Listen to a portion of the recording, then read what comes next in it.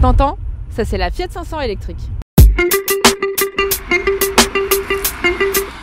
Tu vois, cette voiture, c'est pas une voiture comme les autres et je te dis pas ça simplement parce qu'elle va super bien avec mon bonnet. Cette voiture, c'est un mythe automobile, une voiture qui existe depuis plusieurs dizaines d'années, qui s'est réinventée à chaque fois pour coller à son époque, mais ça, c'est la petite story.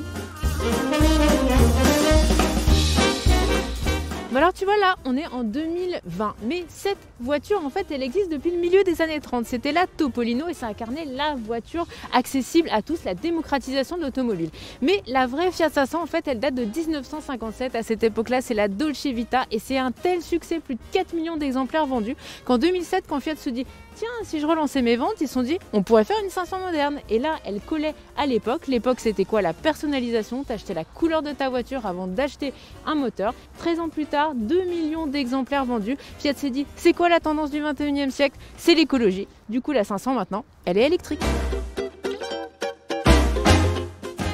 Bon alors c'est vrai qu'avec ses 3,60 m, elle était tout indiquée pour être électrique, cette puce des villes, mais elle a quand même une batterie de 42 kWh, c'est une batterie plutôt de SUV compact. Là je vais pouvoir faire entre 250 et 300 km pour arpenter toutes les rues de Paris.